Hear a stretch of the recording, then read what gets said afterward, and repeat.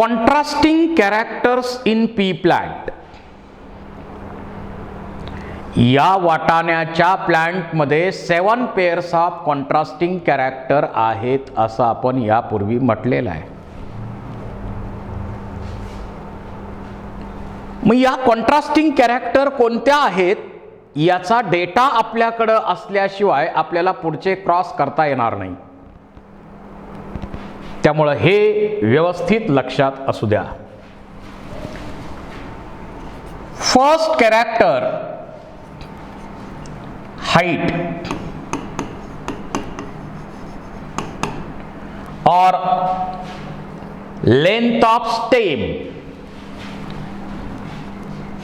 त्याचा dominant form आहे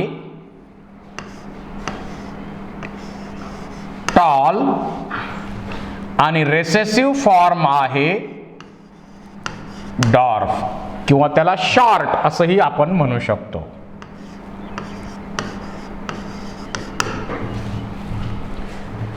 आता इथं सिम्बॉल कसे लिहायचे हे व्यवस्थित लक्षात घ्या.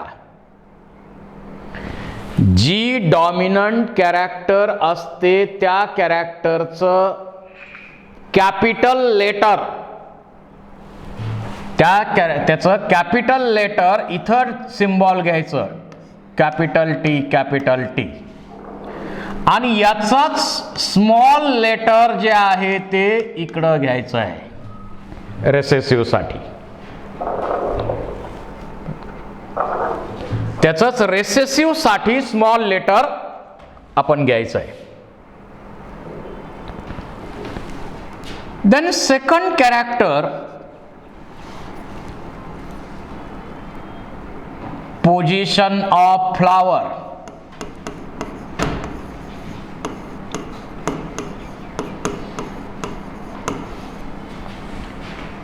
आता फ्लावरची पोझिशन 2 प्रकारची आहे.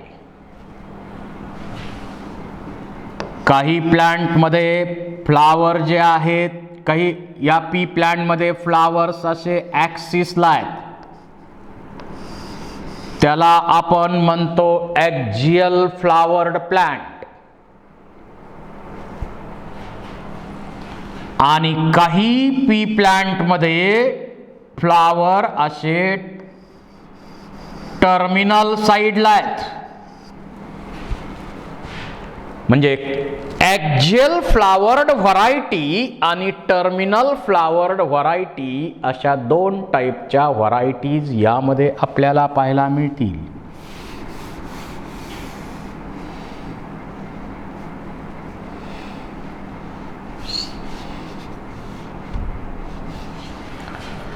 त्यापैकी ॲक्झियल ही डॉमिनंट कॅरेक्टर आहे आणि टर्मिनल फ्लावर ही रेसेसिव्ह कॅरेक्टर आहे.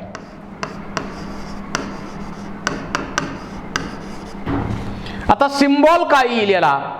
डॉमिनंटचं कॅपिटल लेटर म्हणजे कॅपिटल ए कॅपिटल ए आणि याचंच small letter small A small A. Third character colour of flower. इथं सुद्धा 2 टाईपच्या व्हरायटीज आहेत. व्हायलट कलर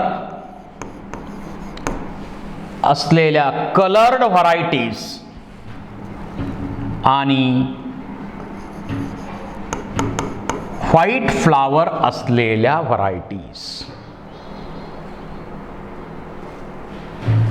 आता व्हायलटला आणखी आपण म्हणू शकतो कलर्ड, आणि याच्यासाठी सिम्बॉल काय वापरायचे? कॅपिटल सी आणि इकडं symbol small C small C small C small C. त्यानंतर नेक्स्ट कॅरेक्टर आहे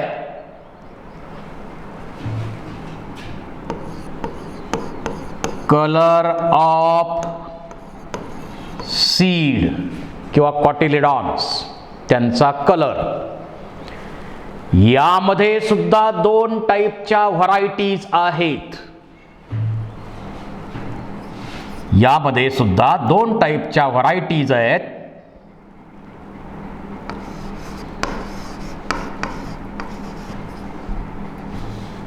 जशी येलो सीड असलेली व्हरायटी आणि ग्रीन सीड असलेली व्हरायटी. आता सिम्बॉल यासाठी कॅपिटल वाय आणि यासाठी स्मॉल वाय हे सिम्बॉल यूज करायचे. Next character shape of seed.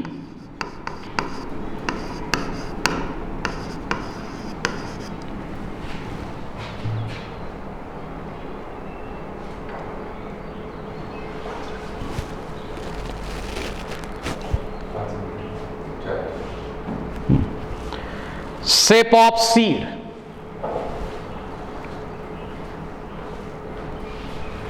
इथं काही सीड असे राऊंड आहेत, काही व्हरायटीचे सीड राऊंड आहेत आणि काही व्हरायटीचे सीड असे रिंकल्ड आहेत.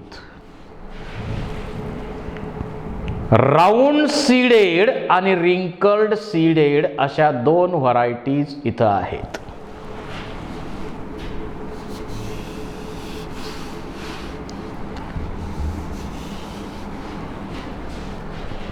त्यापैकी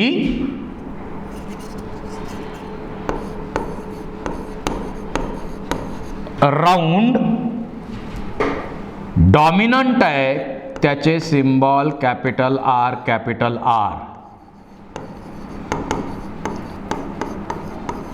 आणि रिंकल्ड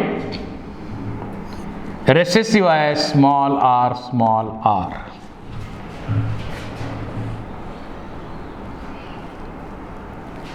त्यानंतरची कॅरेक्टर आहे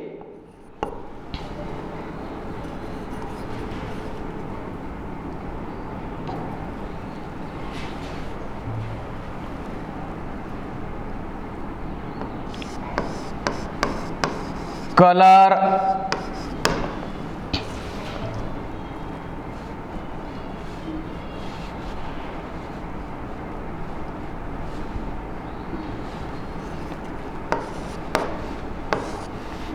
ऑफ पॉड. मटारची शेंग फ्रूट, याचा कलर. ही सुद्धा एक कॉन्ट्रास्टिंग कॅरेक्टर आहे आणि त्यामध्ये डॉमिनंट फॉर्म आहे ग्रीन आणि रेसेसिव्ह फॉर्म आहे येलो.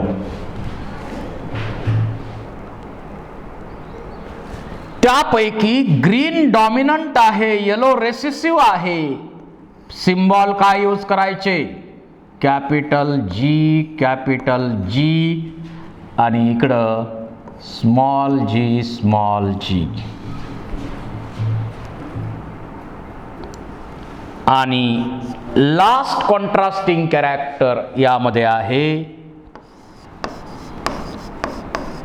Shape of pod. त्या पॉडचा, मटारची शेंग आहे त्या शेंगाचा आकार. आता आपणही काही शेंगा अशा पाहिल्यात ज्यांच्या मार्जिन अशा प्लेन आहेत, कंटिन्यू मार्जिन आहेत. अशी जर मार्जिन असेल तर आपण त्याला म्हणणार इन्फ्लेटेड. आपल्याकडं गवारीची शेंग आहे, इन्फ्लेटेड मार्जिन. आणि जर मार्जिन अशी असेल, कॉन्स्ट्रिक्शन असतील, तर त्याला आपण कॉन्स्ट्रिक्टेड म्हणतो. वाटाण्याच्या प्लांटमध्ये काही व्हरायटीज इन्फ्लेटेड, काही व्हरायटीज कॉन्स्ट्रिक्टेड आहेत. म्हणजे ही एक कॉन्ट्रास्टिंग कॅरेक्टर झाली. आणि मग यामध्ये इन्फ्लेटेड ही डॉमिनंट कॅरेक्टर आहे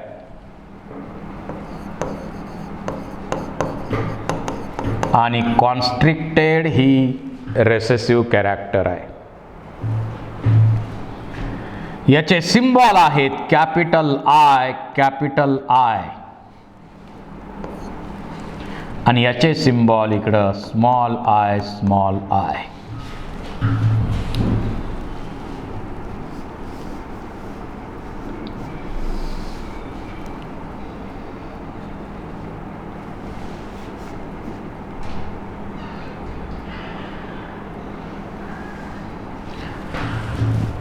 अशा 7 पेअर्स कॉन्ट्रास्टिंग कॅरेक्टरच्या पी प्लांटमध्ये आहेत. आणि त्यामुळं या कॅरेक्टर्स त्यांचा डेटा आपल्याकडं असला पाहिजे, तरच आपल्याला पुढं क्रॉस करणं अतिशय सोपं जाईल. जे क्रॉस मेंडेलनी 9 वर्ष केले ते क्रॉस आपल्याला तेवढे मिनिट सुद्धा लागणार नाहीत. म्हणजे काही वेळेत पेपर वर्क करून आपल्याला ते क्रॉस इथं करता येतील. So these are contrasting characters in pea plant. Then our next article is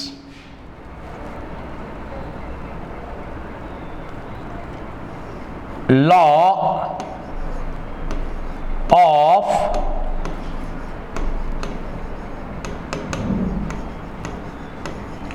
dominance. आनुवंशिकतेचा एक अतिशय महत्वाचा नियम, लॉ ऑफ डॉमिनन्स. स्टेटमेंट काय याचं? When two pure plants are crossed, character which express in F1 is called dominant and character which does not express is called recessive. दोन pure plant मध्ये cross करत असताना जी कॅरेक्टर F1 जनरेशन मध्ये express होते, appear होते, ती character म्हणजे dominant, आणि जी होत नाही ती कॅरेक्टर म्हणजे recessive. For example, pure tall pea प्लांटचा क्रॉस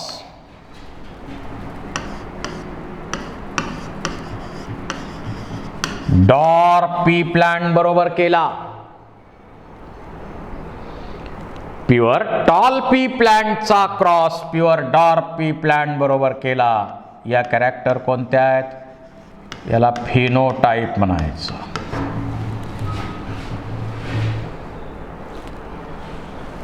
याचे सिम्बॉल काय असणार? कॅपिटल टी, कॅपिटल टी, इकडं पण small t, small T. These are genotype.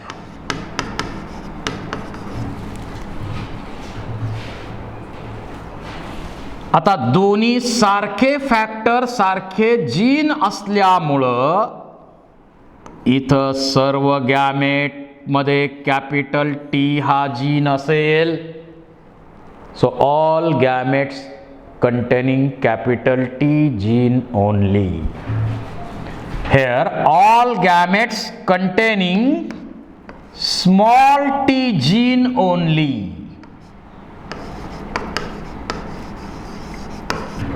Gamete. आणि हे दोन्ही गॅमेट एकत्र आले फर्टिलायझेशनच्या प्रोसेसमध्ये, तर तर इथं F1 जनरेशन मध्ये जे प्लांट मिळणार ते capital T small T, but they are tall. F1 generation मध्ये जे प्लांट मिळतात ते सर्व प्लांट टॉल मिळतात, कारण टॉल ही डॉमिनंट कॅरेक्टर आहे. डॉर्फ मिळत नाहीत कारण डॉर्फ ही रेसेसिव्ह कॅरेक्टर आहे. डॉर्फ ही रेसेसिव्ह कॅरेक्टर आहे. प्युअर टॉल पी प्लांटचा cross pure dwarf pea plant बरोबर केला तर F1 जनरेशन मध्ये सर्व प्लांट टॉल मिळतात, कारण टॉल ही डॉमिनंट कॅरेक्टर आहे. डॉर्फ मिळत नाहीत कारण ती रेसेसिव्ह कॅरेक्टर आहे. So when pure tall pea plant is crossed with pure dwarf pea plant in F1 generation, all plants are tall because tall is dominant character. In F1, dwarf plants are not obtained because it is a recessive character. This is a most important law of dominance. Now question may ask, MCQ यावर विचारला जाईल, which of the following is exception to law of dominance? तर incomplete dominance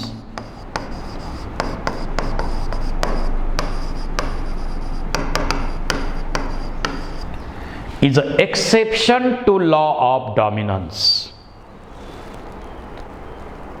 आपल्याला MCQ प्रत्येक book मध्ये हा पाहायला मिळेल, which is exception to law of dominance. तर incomplete dominance is exception to law of dominance. So this is law of dominance. Our next most important article is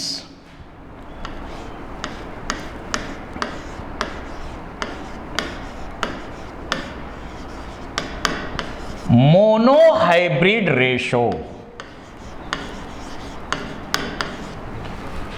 आपण definition तर यापूर्वी सांगितलेली आहे.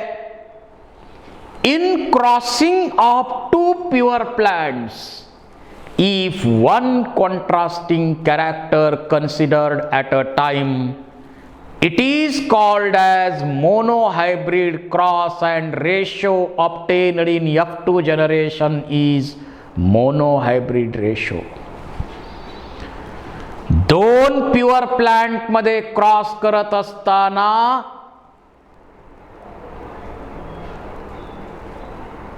एक कॉन्ट्रास्ट, दोन प्युअर प्लांट मध्ये cross करताना जर एक कॉन्ट्रास्टिंग कॅरेक्टर एका वेळी विचारात घेतली तर त्या क्रॉसला मोनोहायब्रिड क्रॉस, आणि F2 मध्ये जो रेशो मिळतो त्याला मोनोहायब्रिड रेशो म्हणायचं.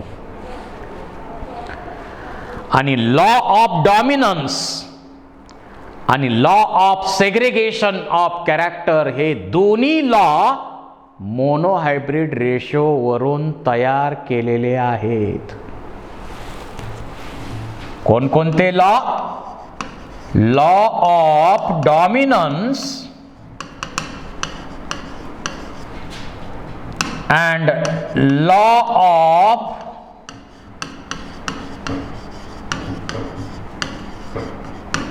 segregation. They are derived from monohybrid ratio. त्यापासून त्याच्यावरूनच बनवलेले आहेत, मोनोहायब्रिड रेशोवर. आता आपण हा क्रॉस ऍक्च्युअली कसा केला जातो ते पाहूया. एक एक्झाम्पल घेऊ. समजा हाईट ही एक कॉन्ट्रास्टिंग कॅरेक्टर आहे. इथं हाईट ही कॅरेक्टर आपण विचारात घेऊ. आता हाईटचे कॉन्ट्रास्टिंग फॉर्म कोणते? टॉल आणि डॉर्फ. मग इथं आपण प्युअर टॉल पी प्लांटचा cross pure dwarf pea plant बरोबर करूया. ही कॅरेक्टर काय आहे? फिनोटाइप म्हणू आपण याला. बरोबर. आता असे क्रॉस तुम्हालाही भरपूर करायचे आहेत, त्यामुळं काळजीपूर्वक हे एक्झाम्पल पहा. टॉलचे जीनोटाइप आहेत कॅपिटल टी कॅपिटल टी. डॉर्पचे जीनोटाइप आहेत small t small t. These are genotype.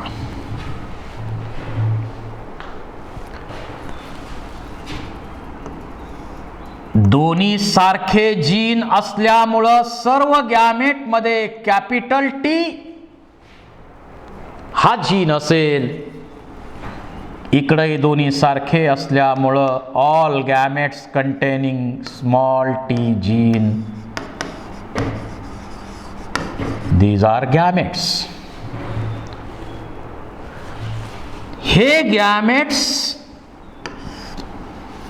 Combine झाले तर F1 जनरेशन मध्ये सर्व प्लांट आपल्याला capital T small T but they are tall. F1 generation मध्ये सर्व प्लांट आपल्याला टॉल मिळतील, कारण टॉल ही डॉमिनंट कॅरेक्टर आहे. डॉर्प मिळणार नाहीत, शॉर्ट मिळणार नाहीत, कारण डॉर्प ही रेसेसिव्ह कॅरेक्टर आहे. आता यानंतर आपण काय करणार आहे? सेल्फिंग करणार आहे. सेल्फिंग म्हणजे काय? जेनेटिकली सिमिलर इंडिव्हिज्युअल मध्ये क्रॉस करणे.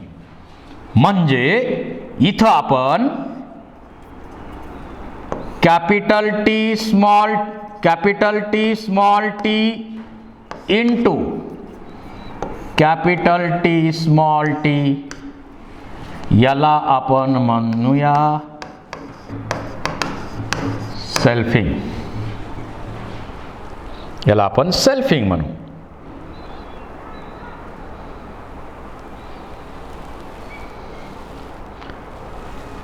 आता सेल्फिंग करताना काय मिळेल आपल्याला? इथं दोन वेगळे जीन आहेत, त्यामुळं गॅमेट दोन प्रकारचे मिळणार. It produces two types of gametes. It also produces two types of gametes. 50% gametes containing capital T, 50% gamete containing small T. याला समजा मेल प्लांट म्हटलं, याला तुम्ही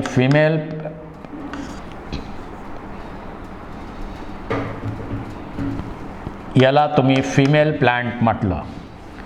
इकडं पण 50% गॅमेट कॅपिटल टी कंटेनिंग आणि 50% गॅमेट स्मॉल टी कंटेनिंग.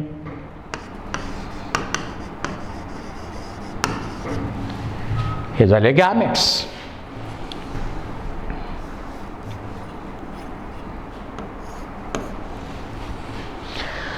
आता एक आपण पुनेट स्क्वेअरचा वापर इथं करणार आहोत. पुनेट स्क्वेअरचा वापर आपण इथं करणार आहे. हे गॅमेट आपण काय करणार? एक स्क्वेअर ड्रॉ करणार.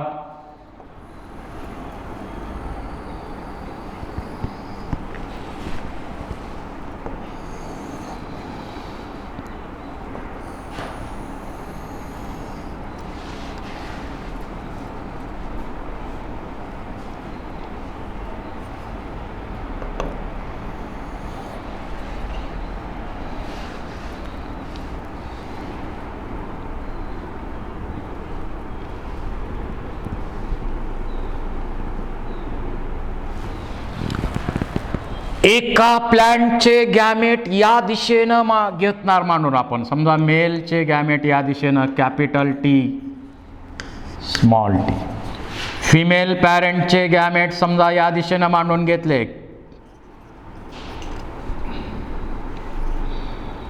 Capital T small t. आणि लॉ ऑफ प्रोबॅबिलिटी वापरा. हा गॅमेट या गॅमेट बरोबर कंबाईन झाल्यावर काय येणार? Capital T capital T. हा याच्या बरोबर कंबाईन झाला तर कॅपिटल टी स्मॉल टी. हा याच्या बरोबर कंबाईन झाला तर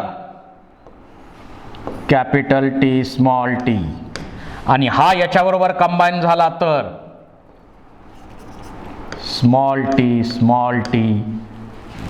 असे प्लांट F2 जनरेशन मध्ये आपल्याला मिळणार. लॉ ऑफ प्रोबॅबिलिटी वापरून आपण कॅल्क्युलेट केले हे. आता कॅपिटल टी म्हणजे हे प्लांट कसं आहे? टॉल आहे.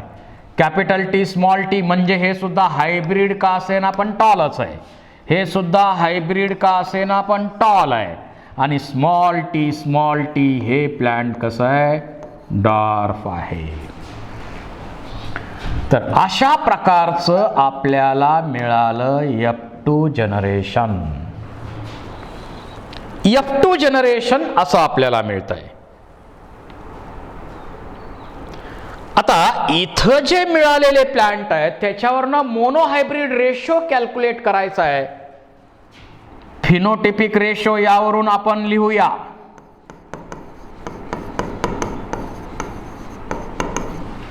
टॉल किती मिळाले? 3 मिळाले. डॉर्फ किती मिळाले? शॉर्ट किती मिळाले? 1 मिळालं. रेशो काय झाला मग? 3:1. हा फिनोटिपिक रेशो झाला. त्याच्यानंतर जिनोटिपिक रेशो आपण काढू.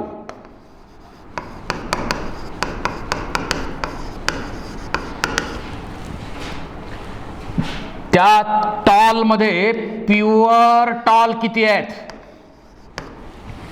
हे एकच आहे प्युअर टॉल. राहिलेले 2 हायब्रिड टॉल आहेत.